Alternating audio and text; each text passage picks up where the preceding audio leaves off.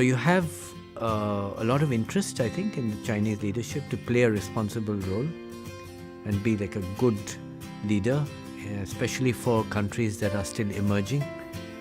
And then you have all the problems in the world, which are not of China's responsibility, or they have not caused the refugee problem. The world is in turmoil. You have slowing growth, you have refugee issues, you have so many issues in the rest of the world. For China to play a leadership role will require a huge amount of bandwidth, leadership bandwidth. Now, as you can see it in terms of his initiatives, right? The One Belt, One Road initiative, AIIB, NDB, Silk Road Fund, and so on.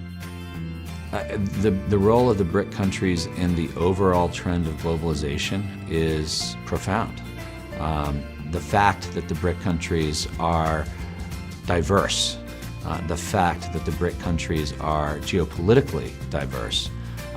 You have countries in the BRIC bloc that are not only located in different places geographically, globally, but also their people are diverse and their governmental systems are diverse, and how they approach government and the investment of government into various kinds of economic development activities is diverse. So the notion of having a very diverse group of countries join together and make a concerted attempt to enhance infrastructure development and other development needs of peoples all across the world only brings the developed world more into those kinds of conversations.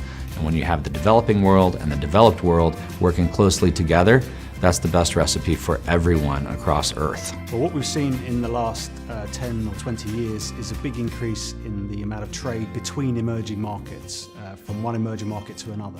It used to be the pattern that most emerging market exports went to the developed world. A much bigger share now goes to other emerging market countries. We call it south-to-south trade. So now that we're seeing this rise of populism in some of the advanced countries, including the US and parts of Europe, which has got a very anti-globalization aspect to it, I think it is important that the largest emerging markets reinforce their belief in global trade and globalization, because that will continue to allow greater specialization and will allow living standards to improve across the world economy.